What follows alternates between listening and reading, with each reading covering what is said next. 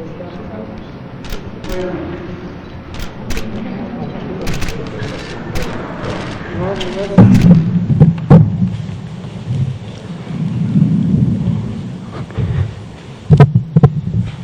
buenas noches. Son las 19 horas en punto del miércoles 9 de septiembre de 2020. Estamos en el Palacio Nacional de México, en la Ciudad de México. Vamos a iniciar la conferencia de prensa diaria sobre COVID-19, la pandemia causada por el coronavirus SARS-CoV-2. Ayer quedaron pendientes algunas preguntas, entonces hoy vamos a tener también solamente el informe técnico que le voy a pedir al doctor Alomía, director general de epidemiología de la Secretaría de Salud, sea tan amable de presentar, y después abrimos a conversación, actualización, preguntas. Doctor, por favor. Con mucho gusto, señor secretario.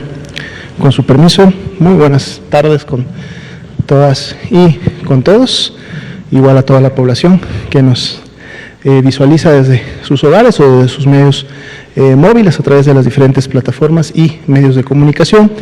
Estamos abriendo la conferencia vespertina número ya 194, estamos acercándonos al número 200 ya, de este día 102 de la nueva normalidad. Hace 2 días cumplíamos 100 días de la aplicación del semáforo de riesgo COVID, recordando que esta semana, en 2 días más, se estará actualizando el semáforo para los próximos 15 días. Y el llamado constante, continuo, que hacemos a la población en cada una de las 32 entidades federativas a informarse, ¿no?, de fuentes oficiales, esto es, fuentes de sus gobiernos locales, tanto estatales como municipales, de aquellas acciones que se están implementando y llevando a cabo para poder mantener la sana distancia como una de las principales medidas que contribuyen a la disminución de los contagios de COVID-19 y otras actividades o restricciones que se dan a los espacios públicos y a las áreas sociales, precisamente para evitar también de esta manera la transmisión. Entonces hay que poner mucha atención, porque en cada uno de sus municipios y de sus estados, que conocen de manera más directa y de manera más local cuál es la situación que impera en cada uno de ellos, pues aplican medidas muy en lo particular y muy enfocadas a la situación en lo local. Entonces, vamos a actualizar los números para esta noche. Este es el escenario nacional. Aquí tenemos la actualización de la curva epidémica de la totalidad de los casos sospechosos, personas que en su momento desarrollaron signos y síntomas compatibles con la enfermedad, recordando que prácticamente una infección respiratoria aguda, como normalmente la solemos tener todos los años, en estos momentos en los que estamos en la pandemia y en nuestra fase epidémica en el país, pues puede representar o puede significar tener en este momento COVID-19. Sin embargo, algo también que nos revela los estudios y lo que vemos también en estos gráficos es que no necesariamente todas las personas que desarrollan en estos momentos una infección respiratoria aguda, que puede ser leve o puede ser grave, necesariamente es a causa o a consecuencia del virus SARS-CoV-2 y por lo tanto tienen COVID. Por eso es importante dar seguimiento al porcentaje de positividad, que a la semana 35, que es la de hace 2 semanas, recordando que estamos cursando la semana 37, era del 41%, lo que quiere decir que no todo este 1.465.693 personas tenían COVID, sino más bien, y para la semana 35, el 41% de ellas, que para fines entonces de los casos confirmados que hasta el momento se han acumulado, para el corte de hoy son 647.507, porque además 734.649, prácticamente la mitad de todos los casos sospechosos, han salido ya negativos, es decir, su resultado ha sido negativo y por lo tanto son casos descartados de la enfermedad COVID-19.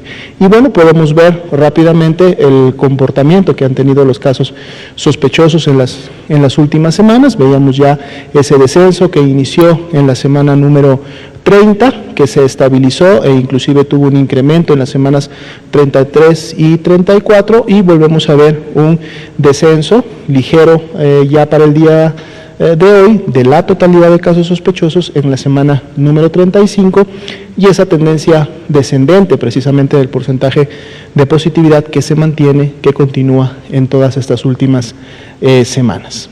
Vamos a ver la siguiente diapositiva. Actualizamos la estimación de casos, que es precisamente la curva azul claro.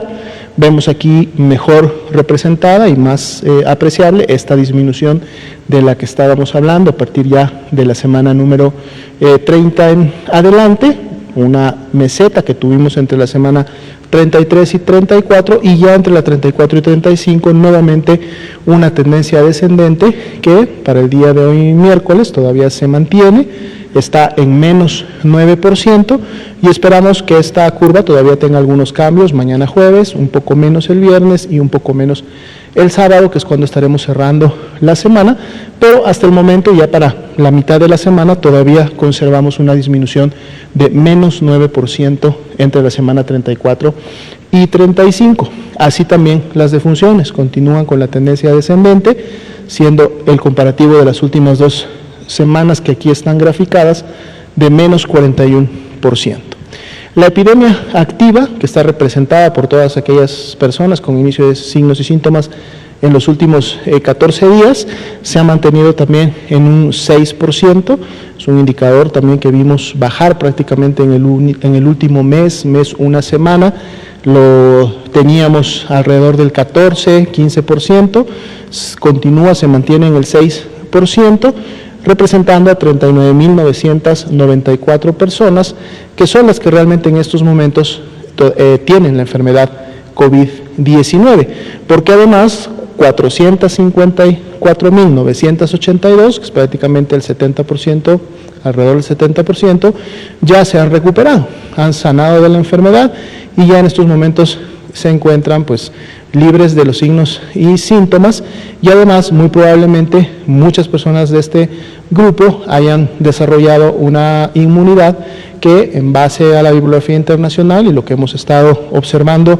en otros países que iniciaron primero, hace un mes antes, 2 meses antes su epidemia que en México, o inclusive mismo continente asiático, directamente China, que fue lógicamente el primer país que inició con los casos, pues bueno, hay una mantención de los niveles, lógicamente, de respuesta inmunológica que todavía permiten que las personas no vuelvan a enfermar, recordando siempre que es muy diferente reinfectarse, es decir, volver a tener el virus en las vías respiratorias, que reenfermarse, es decir, volver nuevamente a desarrollar la enfermedad leve o grave de COVID-19. Entonces, este es un grupo que pudiera estar ya perteneciendo a esta clasificación precisamente. Vamos a ver la siguiente diapositiva, son la ocupación y disponibilidad hospitalaria en el marco de las camas generales, les decimos así, aquellas que se utilizan para los pacientes graves con signos de alarma o aquellos que necesitan iniciar con oxigenoterapia de manera oportuna, precisamente para evitar mayores complicaciones. Se ha mantenido similar al día de ayer, 33% de ocupación, destacando que prácticamente todos los estados tienen al menos 41% o más de disponibilidad, llegando inclusive a niveles de disponibilidad por encima del 90%, como son los estados de Chiapas y de Campeche. De hecho, a nivel nacional son 20.803 las camas que se tienen disponibles para este tipo de pacientes. Veamos la siguiente diapositiva. Esta es la ocupación de camas con ventilador. Aquí tenemos nuevamente una disminución de un punto porcentual. El día de ayer la media estaba en 28, hoy día está en 27%, es decir, sigue disminuyendo la carga de pacientes críticos que en su momento requieren un ventilador. Y al menos en el caso de Nuevo León, que es el que tendría la mayor ocupación con solo 44%, pues tiene un 56% de disponibilidad y por lo tanto todas las demás entidades federativas tienen por encima de esa disponibilidad, siendo inclusive la gran mayoría de ellas con una disponibilidad de 70% o más, llegando inclusive a valores por encima del 90% de disponibilidad en los casos de Campeche, de Sonora y de Chiapas, ¿no? Y esto también es un buen indicador que al menos con el anterior como con este de camas críticas, que cada vez, y como lo veíamos también en las actualizaciones de las curvas de las personas que diariamente se hospitalizan, la tendencia también de esta hospitalización es congruente y va de la mano con el descenso de la totalidad de casos confirmados, porque cada día se están hospitalizando o permanecen hospitalizadas menos personas. Vamos a continuar dando seguimiento a la evolución de la epidemia en los siguientes días. Gracias. Muchas gracias, doctora Lomía. Vamos a pasar entonces a preguntas y respuestas. Liliana Noble, de Pulso Saludable, por favor.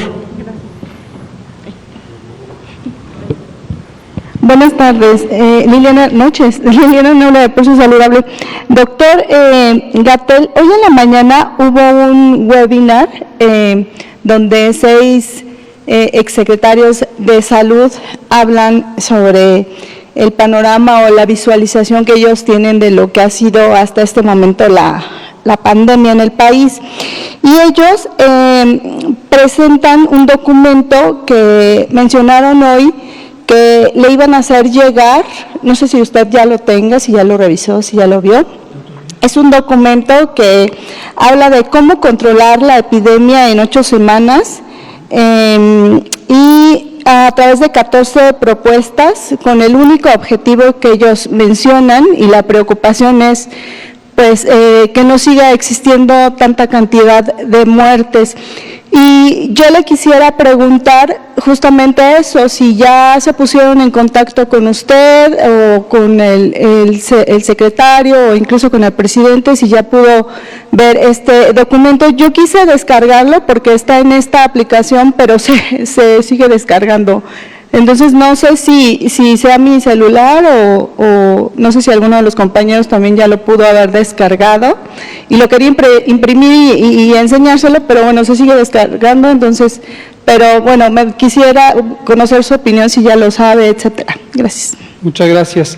No tenía conocimiento de que iba a ocurrir el evento, porque esto parece que lo promovieron a través de algunos diarios de circulación nacional, en particular el diario Reforma, les dio cabida. No conozco el documento, les mando un saludo, desde luego, con todo respeto, a la exsecretaria Mercedes Juan López, a los otros 5 exsecretarios que participan en ello, en especial al doctor José Ángel Córdoba Villalobos, con quien tuve el honor de trabajar durante la pandemia de influenza 2009, igualmente al maestro Soberón, que supongo que fueron a buscarlo allá a su casa. Estaré muy atento. Si una fórmula para, ¿cómo es el asunto? Resolver la pandemia en 6 a 8 semanas sería de gran valor. Yo creo que esto podría dar lugar a una, pues no sé, a una especie de patente, porque eso se necesita en todo el mundo. En el mundo entero la pandemia sigue activa. China fue el único país que hasta el momento ha declarado formalmente el final de la epidemia, como se dio a conocer ayer. El líder chino del gobierno chino hizo esta declaración. Ojalá que en el caso de China, dado que el gobierno ha tomado esa decisión de anunciar el fin de la epidemia, pues deseamos por la población de China que se conserve este propósito. Desafortunadamente, lo que hemos visto en todos los países del mundo, todos, absolutamente todos, es que la epidemia sigue activa. Lo estamos viendo ahora en Europa Occidental, los países que iniciaron con la epidemia de manera más temprana, después de China, tienen ahora rebrotes de proporciones semejantes a el inicio de la epidemia. Su primer ciclo epidémico duró hasta 10 o 12 semanas, es decir, 3 meses. Tuvieron un periodo relativamente prolongado de aproximadamente otros 3 meses de ausencia de transmisión, y desafortunadamente desde mediados de agosto vuelven a tener transmisión. Difícil saber en este momento, o por lo menos sin tener los datos directos de estos países, cuánto tiempo y de qué magnitud será este rebrote. En otras latitudes, India, que es el segundo país más poblado del mundo, después de China, que tiene una población cercana al 18%, casi la quinta parte de la población mundial, muy desafortunadamente tiene ahora la mayor intensidad epidémica del mundo. Inmediatamente después de Estados Unidos, nuestro vecino del norte, quien tiene todavía una transmisión activa, en fin, prácticamente todos los países tienen estas epidemias. Si hay un grupo selecto de exsecretarios de salud y exsecretaria de salud de México que tienen la fórmula para controlar la epidemia en 6 a 8 semanas, pues leeré con gran interés el documento. No me lo han hecho llegar, pero espero que esté disponible al público y pues lo leeremos con mucho interés. Veremos cuáles son las fórmulas que proponen y pues divulgarlas. Gracias, doctor.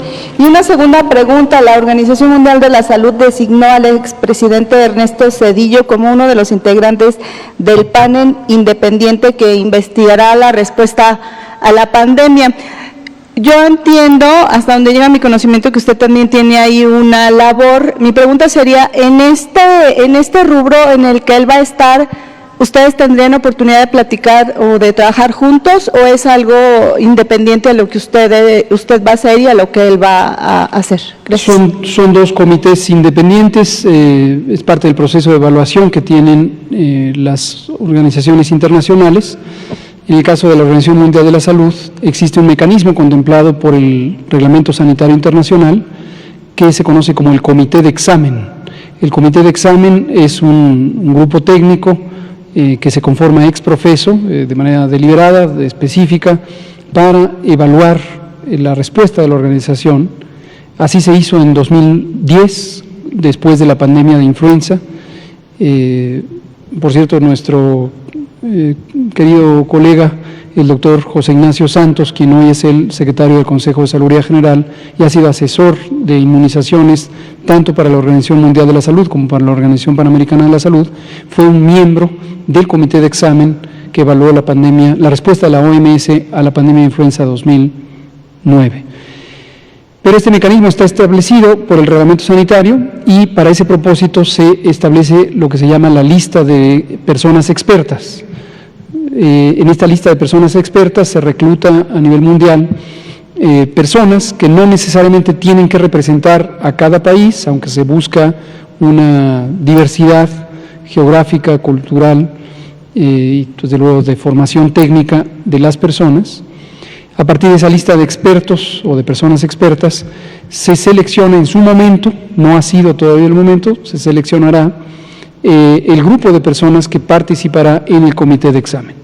Efectivamente, como usted señala, y esto se conoció hace varios meses, tuve el privilegio de haber sido convocado por la Organización Mundial de la Salud en una invitación directa a, dadas mis conocimientos en epidemiología, en particular de enfermedades infecciosas, y mi experiencia en el campo, para estar en la lista de expertos. No necesariamente pasaré a ser convocado a el comité de examen.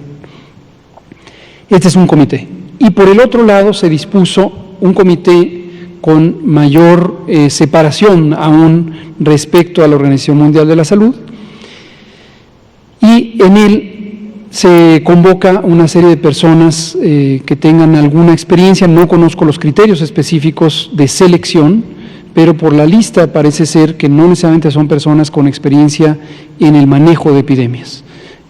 Quizá son personas con experiencia en la gestión pública o en la gestión empresarial. También hay algunas figuras que están ahí.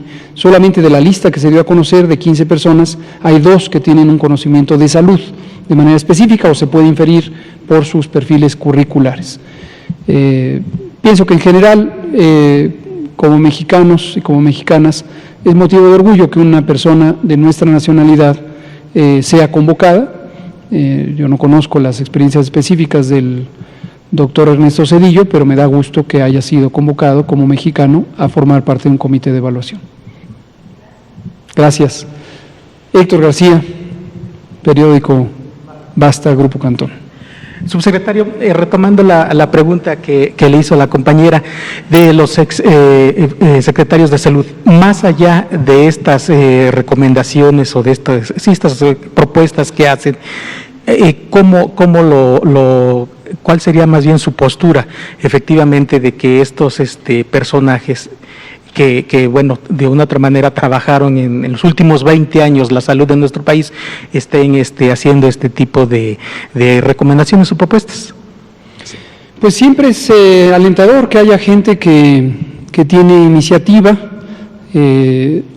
Supongo que a lo mejor estuvieron trabajando en el documento, lo presentan ahora. Llama la atención el tiempo que de esa fórmula de 6 a 8 semanas, dijeron, ¿verdad? Es más o menos el tiempo que estimamos, de acuerdo a la trayectoria de las curvas epidémicas, que se agotará en el primer ciclo epidémico. Hemos comentado aquí que sí y solo sí se cumplen los elementos del comportamiento social que determinan la transmisión, lograremos tener una reducción precisamente en aproximadamente 6 a 8 semanas. Quizás es una coincidencia que lo presenten ahora, cuando las predicciones apuntan a 6 u 8 semanas. No sé si es que la complejidad del documento les llevó mucho tiempo. No les reclamamos, por supuesto, no haberlo presentado antes, pero a lo mejor si hay una fórmula tan innovadora, pues hubiera sido bueno que lo presentaran antes, no sé, en marzo, quizá cuando empezó la epidemia. Pero no es reclamo, es decir, cada quien lo presenta en el momento oportuno. Entiendo que esta presentación la auspició un partido político, según me decían, el propio domicilio de identidad del documento tiene la dirección de Movimiento Ciudadano, ahí en la colonia Nápoles, donde está su oficina central, y parece que en la convocatoria del documento participan senadores y militantes de este partido Movimiento Ciudadano. No sé si esto tiene que ver con algún tema político propiamente dicho. Habrá que ver si estos secretarios y exsecretaria tienen alguna vinculación en ese sentido político. Hasta donde entiendo, según me dijeron, lo hacen en su actuar técnico, ¿no? Son gente técnica, quizá no tienen ninguna vinculación política, quizá tampoco tienen ninguna vinculación empresarial, por ejemplo, en la comercialización de medicamentos, de pruebas diagnósticas, posiblemente no. No conozco sus trayectorias en ese sentido, pero tomémoslo como una contribución filantrópica y pues en ese sentido se les agradece. Les mando un saludo a los secretarios. No sé si hablan, por ejemplo, de los hospitales, la carencia de hospitales quizá es un factor y a lo mejor es uno de los temas que abordan, dada la experiencia que tienen en hospitales, en construcción de hospitales y el desarrollo de la infraestructura física ¿no? Digo, por la experiencia que tienen, en particular el doctor Narro, por su experiencia reciente, ¿no? Bueno, gracias, Héctor. Daniela Pastrana.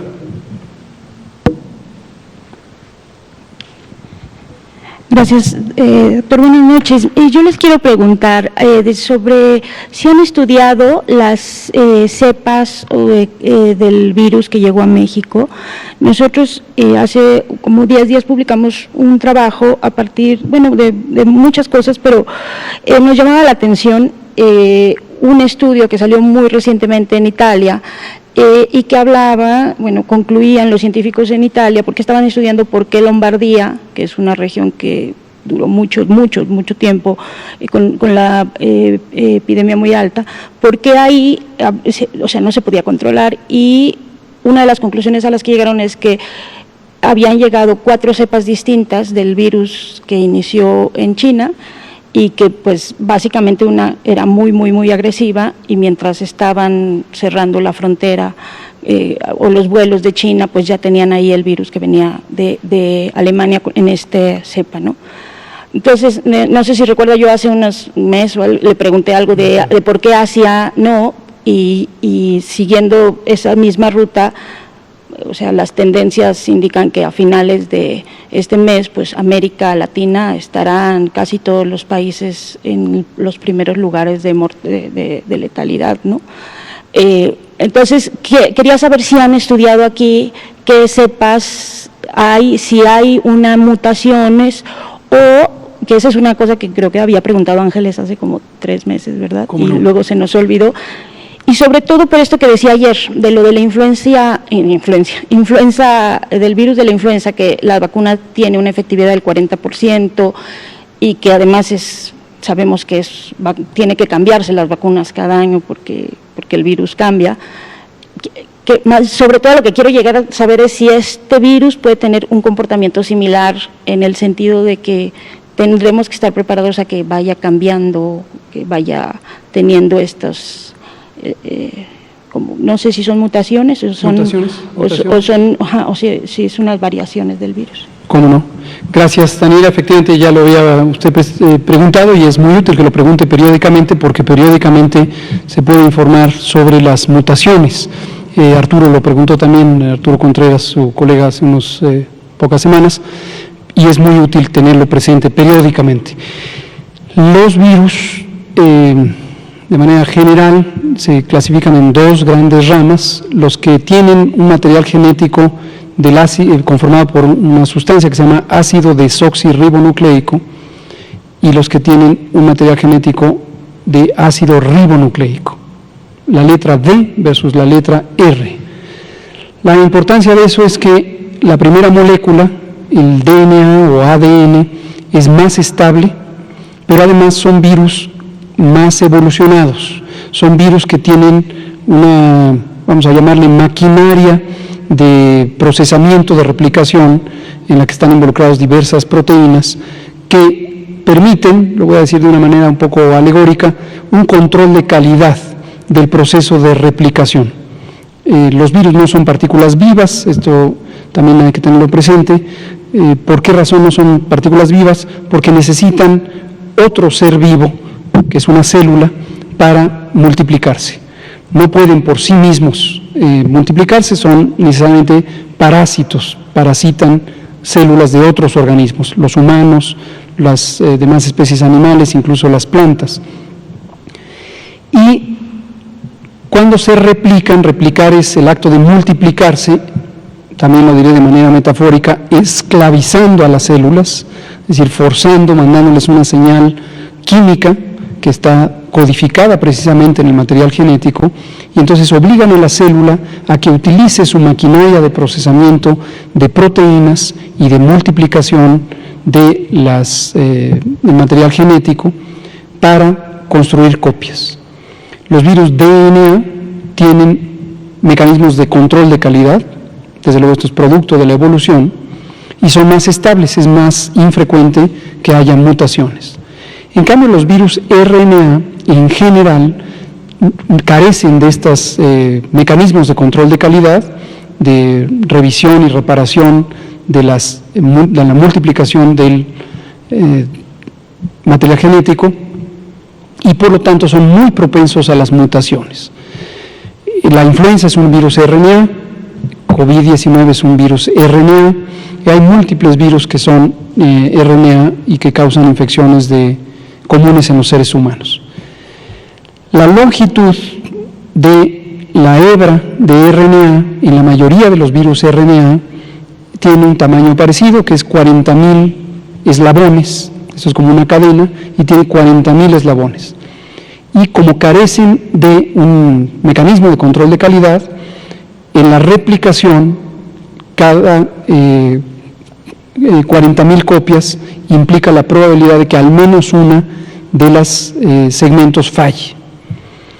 Pero lo que es importante conocer, y esto para interés público por el temor que nos podría causar el recibir noticias de que apareció una mutación en China o en Italia o en México o en cualquier país, y frecuentemente vemos pasar noticias que dice se descubrió una mutación, virus más letal o virus más contagioso. La enorme mayoría de las mutaciones que ocurren de manera espontánea, mutación es este acto de error en la multiplicación del material genético, en este caso los virus, La gran mayoría son inertes, son neutras, se le llama técnicamente en la biología, en la virología. ¿Esto qué quiere decir? Que ni aportan ventajas adaptativas al virus, que lo hagan más transmisible, que lo hagan más virulento, ni le restan, que lo hagan menos agresivo, menos contagioso. La probabilidad de que ocurra una de estas mutaciones que sí tenga un significado biológico es considerablemente baja. ¿Qué tan considerablemente baja? Ilustrémoslo con los virus influenza. Casi en promedio, no es exacto, pero es en promedio, cada 10 años puede ocurrir un cambio tan significativo de la secuencia genética del virus influenza que lo haga más adaptable, más transmisible, más virulento, o más estable a la temperatura, otras propiedades. De modo que sería improbable, para el caso de COVID-19, si es que asumimos que como buen virus RNA se comporta igual que todos sus parientes, sería improbable que en el curso de una misma epidemia tengamos la aparición de una cepa sustancialmente diferente que tenga ventajas adaptativas como para convertirlo en una cepa más agresiva, una cepa más virulenta. Nosotros hacemos vigilancia virológica en el INDRE y le voy a pedir al doctor Alomía, quien es el director del INDRE, por ser el director de epidemiología, si nos comenta sobre lo que nos da mucho orgullo, que es el trabajo del INDRE. Aprovecho para agradecer y felicitar a todas las químicas, químicos, biólogos, biólogas y demás personal, tanto técnico como científico, de nuestro querido Instituto de Diagnóstico y Referencia Epidemiológicos. Doctor. Doctor López-Gatell. Sí, de hecho, este es un trabajo que inició prácticamente desde el principio, inclusive uno de los primeros virus secuenciados fue precisamente el del primer caso en México, es decir, desde que se identificó el primer virus en territorio mexicano, desde ese momento se empezó con el procedimiento de ir seleccionando e ir secuenciando. Hasta el momento se tienen secuenciadas 63 genomas completos. Esto es un trabajo altamente especializado, requiere no solamente de la profesionalización y el expertise de los técnicos que participan en el procedimiento, sino además de equipo especial, ¿no? Secuenciadores genéticos, de hecho no hay muchos en México. En el INDRE contamos con 2 de ellos y están precisamente puestos al servicio de poder identificar estas secuenciaciones. Esto es importante porque además con estas secuencias México contribuye al Banco Mundial de Secuencias.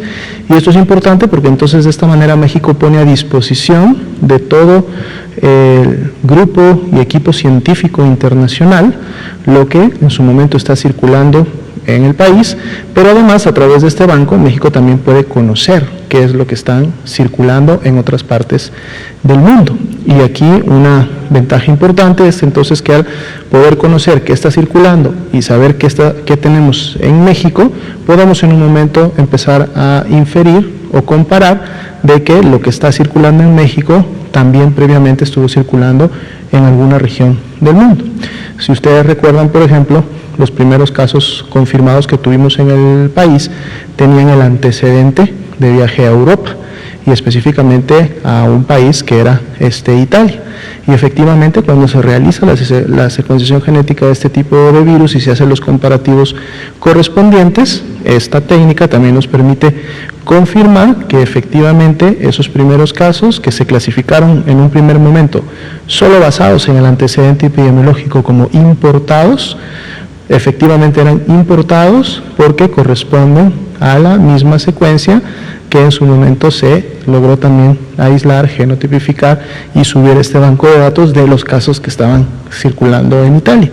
Asimismo, por ejemplo, para la frontera norte, y de hecho es una investigación que está ya a punto de tenerse lista en material no solamente público, sino que además lo queremos presentar en una de estas conferencias vespertinas. Esperaría que los primeros días de la próxima semana podamos invitar a los expertos técnicos del INDRE a que nos presenten un poco de cómo llevan a cabo su trabajo y por lo tanto qué es lo que han encontrado y lo compartan para que todos lo conozcan, precisamente como en su momento estas diferentes secuencias que se han encontrado, que hasta el momento también representan 5 clados, así se les dice técnicamente, que son variantes del virus, igual distribuidas en 10 familias, o sea 10 grupos que han estado circulando en el país. ¿Cómo se encuentran en este momento presentes? ¿Dónde iniciaron? ¿Hacia dónde se movieron? Y esto nos da una visión importante de cuáles han sido, por ejemplo, las regiones en donde ha habido, por asuntos precisamente de las dinámicas sociales o de la actividad que hay entre estados y entre regiones, en donde entonces se han identificado estas diferentes áreas donde circulan estas familias, estos clados, que lógicamente en la medida que va avanzando la epidemia se van dispersando y las empezamos a encontrar cada vez en más y más y más estados. Al principio de la epidemia, bastante regionalizado, ya luego después empezamos a encontrar en diferentes partes del país, y bueno, esto también permite evidenciar un poco cómo ha circulado y cómo se ha dispersado. Hasta el momento, al menos de estos 63 genomas que se han de manera completa secuenciado, no se ha encontrado, por lo menos para el territorio mexicano, todavía una relación, por lo menos directa o apreciable, con casos más graves, casos críticos, o que alguno de estos linajes o algunos de estos clados esté relacionado a la generación de mayor letalidad, por ejemplo, o de mayor gravedad. Realmente no hay una relación como tal, pero lógicamente esto es parte también del proceso de seguimiento. Entonces, en la medida que se vayan cada vez teniendo más y más información y entonces se tenga un número de casos mayor, podrá ser mejor el análisis estadístico de los mismos y empezar a encontrar si tenemos alguna precisión de ese tipo, ¿no? Entonces se va a seguir investigando y comprometemos a que en los primeros días de la próxima semana se presente completo esta investigación y cómo va hasta el momento. Gracias, gracias doctora Lunía. Araceli Anday, Canal 11. Pero ¿cómo se puede citar? Gracias.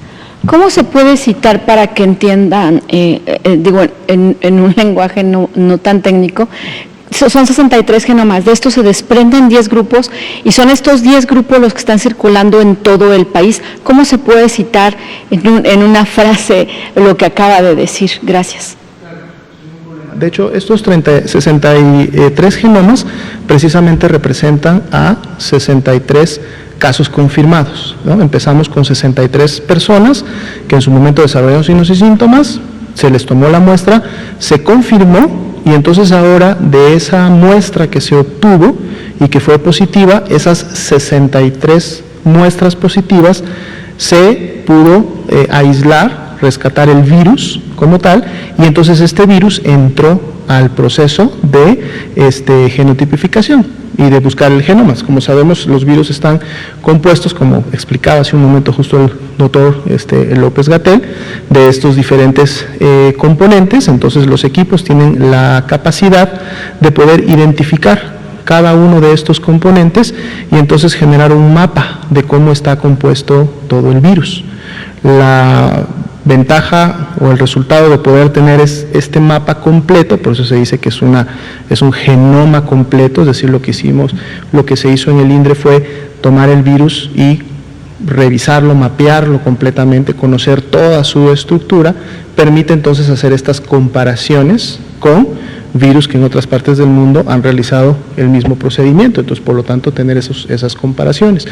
Cuando a su vez se conoce la composición total del virus en función de las características, o sea del orden de cómo están todos estos elementos distribuidos, se pueden ir organizando precisamente en familias o en clases. Entonces cuando se habla de que estos 63 pertenecen a 10 familias, quiere decir que 11 de ellos eran similares a una familia, 5 eran a otra, 22 eran otra, y en total sumaban lógicamente los 63, por lo tanto estos 63 se subdividen en 10 familias identificadas hasta el momento.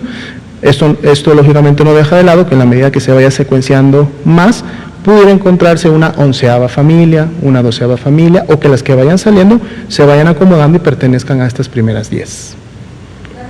Gracias, doctora Lumía. Carlos Avaroa, 1+1. Gracias. Buenas noches, doctor Gatell. Buenas noches, doctora Lomía. Yo tengo una pregunta al respecto. ¿Qué ha pensado el secretario de Salud, el subsecretario responsable de este punto de la pandemia, en el pronóstico para lo que viene en el siguiente semáforo epidemiológico? Los estados que están en color amarillo, que sobre todo son estados, varios de ellos son estados que tienen playa, que tienen destino turístico, por ejemplo Cancún, ya aperturaron las playas. Las imágenes que han pasado ayer en noticieros estos días, hay control, había 200 personas en una playa de Cancún, sin embargo esto tiende a crecer totalmente, ¿no? Ese es un caso. Otro caso es la Ciudad de México. El centro histórico ya prácticamente aperturó todos los negocios, todos los días, amplió su horario hasta las 6:30. Cuando llegamos a las conferencias respectivas vemos que hay una muchedumbre de gente, muchísima gente. ¿Habrá el pronóstico de que puedan regresar estados al color naranja por esta situación, no de parte de las autoridades, sino de parte de la gente que descuida esa situación, que hay mucha convivencia y todo? Se han detectado en diferentes delegaciones que ha habido fiestas muy grandes, en el Estado de México también, y ¿habrá algún riesgo de que algún estado regrese al color amarillo o regrese incluso al color rojo, o avanzarán todos a color amarillo o un poco más al color amarillo? Gracias, Carlos. Gracias. Su pregunta es útil. Ya han pasado 3 o 4 semanas desde que tuvimos la sesión de la Conferencia Nacional de Gobernadores, donde tuvimos la oportunidad de, vamos a llamarle, resolver por consenso lo que se trabajó en el Consejo Nacional de Salud respecto al semáforo.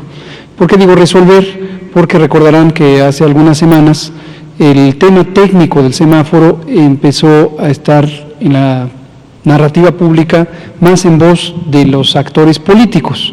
Y aunque ciertamente los titulares y las titulares de los poderes ejecutivos estatales, es decir, gobernadores, gobernadora, jefa de gobierno, son autoridades sanitarias, la propia CONAGO resolvió que era conveniente que esto se dirimiera en un foro técnico de salud, que fue precisamente el Consejo Nacional de Salud. Fue muy productiva la conversación que se tuvo ahí y agradecemos a los y las 32 secretarias y secretarios de salud de los estados que hicieron aportaciones muy útiles para tener un semáforo más diverso respecto a los indicadores que pueden identificar el curso de la epidemia. ¿Se acuerdan que lo presentamos aquí? Hablamos que pasamos de 4 indicadores a 10 indicadores. Se incorporó, por ejemplo, algunos que tienen que ver con mortalidad, con la magnitud absoluta de la epidemia, independientemente de su trayectoria en términos de la tendencia en el cambio de los casos. Lo mismo con la hospitalización. Entonces, ¿por qué me remonto a esto? Primero porque quiero aprovechar para agradecer, que ayer no lo hice en la mañana, al gobernador Juan Manuel Carreras de San Luis Potosí por el trabajo excelente que hizo al frente de la CONAGO, como presidente de la CONAGO, de coordinar todo este diálogo y dejar en claro que la intención del Gobierno de México es trabajar de manera coordinada con las 32 entidades federativas, como lo mencionábamos ayer a propósito de la pregunta de qué implica el retiro de 10 gobernadores de la CONAGO. Pero entrando en la pregunta, una de las inquietudes, por eso me remonté también a esto, que se mantuvo durante varias semanas, era la situación definitivamente frustrante para los poderes estatales de encontrarse con que el semáforo regresaba a un nivel de riesgo mayor. Por ejemplo, un estado ya estaba en color naranja y regresaba a rojo, cuando tenía la expectativa de estar en naranja. O incluso ocurría que algún gobernador salía públicamente a decir, mañana estaremos en naranja, y cuando venía el conocimiento de lo que se había evaluado, resultaba que no era así. En todo momento el diálogo fue amplio y también fue muy útil tener una conversación considerando los 2 elementos del manejo de la epidemia, los 2 elementos mayores: disminuir los contagios, por lo tanto los casos, por lo tanto las hospitalizaciones, por lo tanto las muertes, y por el otro lado, cuidar la economía, la actividad social, para que no haya daños económicos, que irremediablemente los hay en todo el mundo por el hecho de que se mantiene el confinamiento. Conciliar estos dos es una gran complejidad. Como comentábamos el martes por la mañana en la conferencia matutina del presidente, no hay una fórmula única. Bueno, ahora hablando de fórmulas mágicas, voy a ver si estos ilustrados exsecretarios lo tienen. La verdad es que me causa una enorme... Saliendo de aquí voy a ir a buscar el documento, porque si en 6 semanas se logra eliminar la epidemia, quiere decir que hay una fórmula que el mundo entero no ha considerado. Bueno. Perfecto, muchas gracias. Lo vamos a leer hoy mismo en la noche. Espero que no sea muy extenso, si no, bueno, lo tendremos que leer en varios días o poner un equipo a leerlo. Pero me da mucha curiosidad, una fórmula que en 6 a 8 semanas logra resolver un problema que afecta al mundo entero. Asumo que ya lo han sometido a consideración de la Organización Mundial de la Salud, quizá le vamos a pedir también al canciller Marcelo Ebrard que nos ayude a difundirlo entre el Servicio Exterior Mexicano para que todos los países se beneficien de esto. Pero regresando aquí al tema del semáforo, precisamente una de las complejidades del manejo epidémico es si se reduce la movilidad en el espacio público, lo que le llamamos el confinamiento, nuestra Jornada Nacional de Sana Distancia, si se reduce al máximo, literalmente movilidad cero, posiblemente por la dinámica, a lo mejor eso es lo que están considerando, ahora estoy identificando por dónde va la cosa. Si todo el mundo se queda en su casa, todo el mundo, literalmente todo el mundo, por la dinámica de transmisión, los tiempos de incubación, aproximadamente en 6 semanas se extingue la epidemia. Pero eso requiere que todas las personas, absolutamente todas, estaríamos en México hablando de 126, casi 27 millones de personas que no se muevan, que no salgan de su casa. Ahí vamos. Entonces, eso, en principio, más allá de cuando vuelvan a salir o volvamos a salir, imagínense ustedes durante 6 semanas que nadie esté fuera de su casa. Nadie es nadie, no es muchos, es nadie, 127 millones de mexicanas y mexicanos. ¿Cuál sería la consecuencia en el lado social y económico? Querría decir todas las fábricas, todas, nada que actividades esenciales y que la producción de alimentos y que los servicios públicos y el agua y el alcantarillado y la iluminación, la seguridad pública, el ejército a su casa, a sus cuarteles, las policías locales, estatales a sus cuarteles, los aeropuertos clausurados, 6 semanas. Imagínense. Entonces, eso sería lo que teóricamente aquí extingue la epidemia en 6 semanas, pero acá, pues es un colapso. Es un colapso. Entonces, la mecánica que han seguido todos los países, que es la misma que sigue México, es la misma que se conversa periódicamente en la Organización Mundial de la Salud, son las distintas modificaciones de confinamientos estrictos. Yo creo que el planteamiento de que todos se queden 6 semanas en su casa es desde luego una referencia teórica en el mejor de los casos, porque no pueden colapsar las sociedades. Entonces, respecto al semáforo, precisamente eso es lo que ocurre cuando se hace la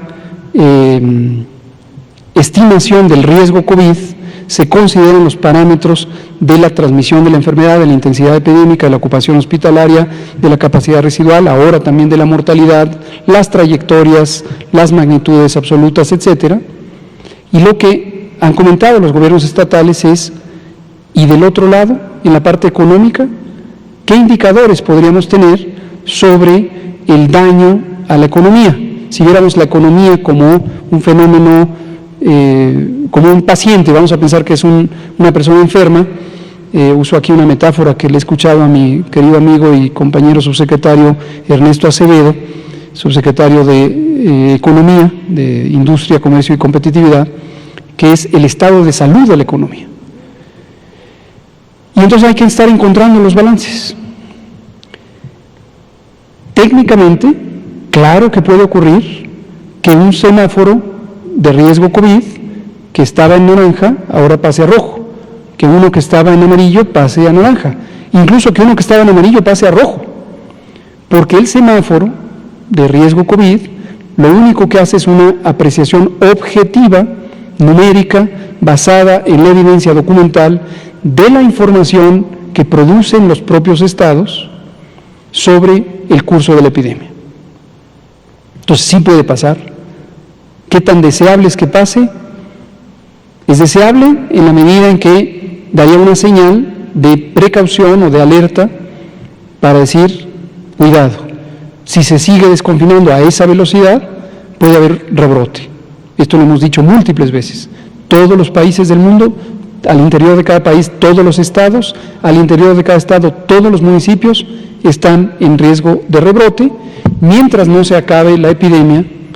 Bueno, ahora, si la fórmula es aplicable, en 6 semanas se acabaría, quizá en el mundo, si todos aplican esta fórmula, pero mientras no se acabe, puede haber reingreso del virus, puede haber rebrotes, como está ocurriendo ahorita en Europa Occidental, ¿no? Entonces, ¿qué volvemos a decir? Preparémonos para una epidemia larga, lo dijimos al inicio de la epidemia, hablamos de un periodo de febrero hasta octubre, como una ola inicial, una curva lenta, una curva plana, producto de la mitigación comunitaria, donde 80 millones, no 127, pero sí 80 millones de personas salieron de la circulación pública. Muchas gracias, Carlos. Gracias, doctor. Por favor. Otilia. Buenas noches, Otilia Carvajal de La Razón. Hoy se anunció que Rusia va a venderle a México 32 millones de dosis de su vacuna y que en este caso llegarían en noviembre, solo si los reguladores sanitarios, en este caso COFEPRIS, lo autoriza. ¿COFEPRIS tiene una fecha límite para hacer estos análisis y ver si autoriza la vacuna, o en este caso se podría prolongar su llegada si requieren más tiempo para estudiarlo? Gracias. Muchas gracias. La pregunta es útil y es muy importante que todo el mundo lo tenga claro. Primero, cuando se anuncia que una empresa, acaso pública, como pudiera ser el caso de una empresa en la que hay patrocinio del gobierno de un país, o privada, pero con el apoyo diplomático de un país, pero entonces se identifica el país, la vacuna rusa, no se identifica la empresa Peringanatad o el instituto, que es un instituto público de salud pública que ha hecho la investigación correspondiente y que posiblemente comparte los derechos de propiedad. Segundo, lo que está ocurriendo, de acuerdo con las noticias, es que el gobierno ruso, que es quien ha estado promocionando su vacuna, ha hecho acuerdos preliminares, todo esto es la información pública que conocemos, con una empresa mexicana que se dedica a la distribución de insumos y a la fabricación y operación de ciertos equipos técnicos, por ejemplo, de diálisis. Ha sido el giro principal de esta empresa, llamémosle comercializadora o distribuidora o de logística de equipos e insumos para la salud. Hasta donde se conoce, el propósito de este acuerdo es que el gobierno ruso tenga un mecanismo de distribución de la vacuna, y en este caso la distribuidora es una distribuidora privada, no tiene nada que ver con el gobierno de México. La operación de los acuerdos, asumiendo que se cumplen todos los requisitos de ley, pues el gobierno no tiene nada que decir al respecto, qué bueno que se haga, porque eventualmente podría facilitar el acceso a la vacuna. Mañana vamos a tener una reunión precisamente con el gobierno ruso, para comentar sobre la vacuna rusa. Pero este caso concreto, o cualquier otro, y se hable de 32 millones, o de 50, o de 100, o de 2 millones, cualquier cantidad de dosis, todas indefectiblemente tienen que pasar por la verificación sanitaria, por el proceso de análisis de riesgos sanitarios. Y en COFEPRIS existe una entidad que se llama el Comité de Moléculas Nuevas, que es un comité de personas expertas, científicas, que deben tener independencia respecto a cualquier otro interés, por ejemplo, comercial. Deben. ¿Por qué lo enfatizo tanto? Porque sabemos que en el pasado no era necesariamente el caso, pero ahora sí lo estamos cuidando mucho. Las personas que participan ahí no deben tener ninguna relación con entidades comerciales sobre los productos que evalúan. Y este comité, aunque no tiene un carácter vinculante, es el que le recomienda a la Comisión de Autorización Sanitaria, que es una de las comisiones de COFEPRIS, que se encarga de dar la autorización, el dictamen de autorización. No ha ocurrido en la historia del Comité de Moléculas Nuevas, excepto en una ocasión, que la comisión correspondiente actuara en un sentido diferente a la recomendación. Desde luego aquí vamos a cuidar mucho que la recomendación esté amparada en una rigurosa evaluación científica. Las personas que están participando en el Comité de Moléculas Nuevas son personas con integridad, son personas competentes, conocedoras de los distintos temas. Cada sesión del comité se adapta también a las realidades de lo que se va a evaluar. Y los tiempos para resolver sí están normados, están marcados por ley, con respecto a la fecha de entrada del trámite de solicitud de autorización sanitaria. Si la autoridad está obligada a resolver, en ese momento no recuerdo cuál es el tiempo estipulado para resolución, pero son un par de meses o 3 meses, vamos a suponer, más o menos de esa magnitud, desde que se ingresa el trámite de solicitud. Ahora, ¿qué puede ocurrir? Que se ingresa un trámite, pero la evidencia científica no es suficiente para poder recomendar por parte del Comité de Moléculas Nuevas y por lo tanto resolver por parte de la Comisión de Autorización Sanitaria y de la persona titular de COFEPRIS que se le da un dictamen favorable. Entonces hay una figura en la que queda pendiente o queda en revisión sujeto a una segunda emisión de evidencia. Es decir, se le niega, queda temporalmente sin la autorización. Si hay más evidencia y la evidencia es convincente y cambia el criterio, se dice, bueno, ya satisfizo la evidencia necesaria para saber que tiene calidad, seguridad y eficacia. Entonces se procede. Lo enfatizo por lo que hemos venido diciendo.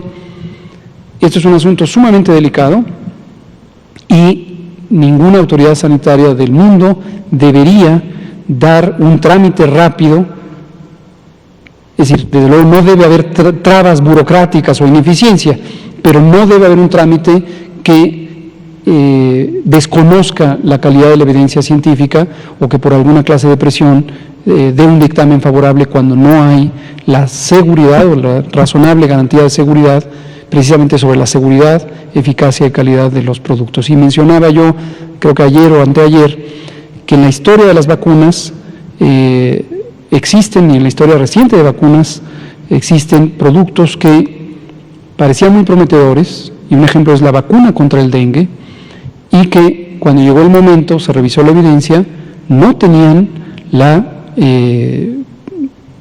eficacia esperada, pero posteriormente se encontró que tampoco había las condiciones de seguridad.